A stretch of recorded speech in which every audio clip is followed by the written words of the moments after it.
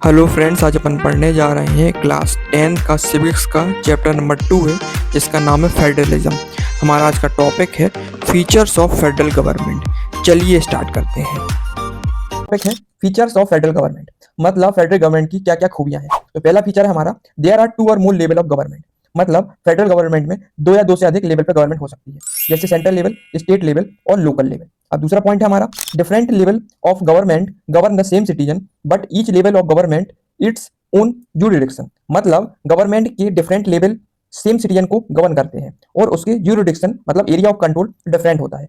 जैसे मान लो कि एक पर्सन है, वो की पूरे देश की गवर्नमेंट, सेंट्रल गवर्नमेंट भी इसको गवर्न कर रही है और साथ साथ जो स्टेट गवर्नमेंट है ये भी इसको क्या कर रही है, गवर्न कर रही है। बट जो उनका जो डायरेक्शन है वो क्या है, अलग अलग है। मतलब एरिया ऑफ कंट्रोल क्या है उनका, डिफरेंट है। जैसे कि जो स्टेट गवर्नमेंट है वो स्टेट लेवल पे लोगों को गवर्न करती है, वहीं उस पर्सन को जो सेंट्रल गवर्नमेंट है उसको क्या करेगी, सेंट्रल लेवल पे गवर्न करेगी। मतलब सेम सिटीजन को डिफरेंट लेवल पे गवर्नमेंट गवर्न करती है, बट जो उनका जो डायरेक्शन होता है वो क्या होता है, टोटल डिफरेंट होता है।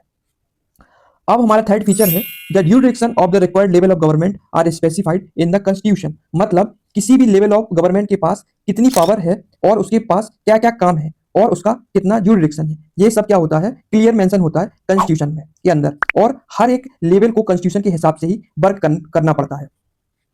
अब हमारा फोर्थ फीचर है, the provision of constitution can not be change by one level of government, therefore change required the concern of both the level. मतलब कोई भी एक लेवल या टायर कॉन्स्टिट्यूशन को चेंज नहीं कर सकता। अगर कॉन्स्टिट्यूशन में कोई चेंज करना हो तो दोनों, central government plus state government, दोनों की जब सहमति होगी तब कॉन्स्टिट्यूशन में क्या कर सकते हैं, कुछ चेंज ला सकते हैं। तो हमारा फिफ्थ फीचर है, या judiciary act as umpire if dispute arises between different level of government. मतलब अगर डिफरेंट लेवल ऑफ गवर्नमेंट के बीच में कोई डिस्प्यूट हो जाता है, मींस विवाद हो जाता है, तो ज्यूरिडिक्शन एज अ एम्पायर काम करती है और उनके डिस्प्यूट को रिजॉल्व कराती है।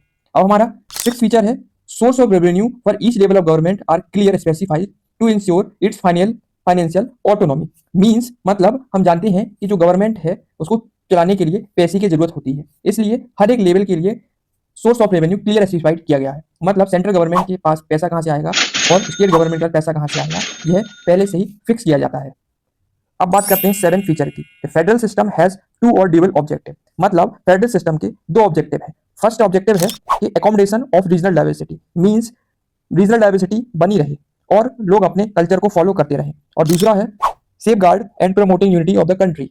मतलब कंट्री में सेफ्टी और यूनिटी बनी रहे। इनफैक्ट आइडियल फेडरल सिस्टम को आइडियल तभी माना जाता है जब म्यूचुअल ट्रस्ट हो और एग्रीमेंट टू लिव टुगेदर। मतलब जब हम सब साथ में रहेंगे तभी आइडियली फेडरल सिस्टम वर्क करेगा। हमारा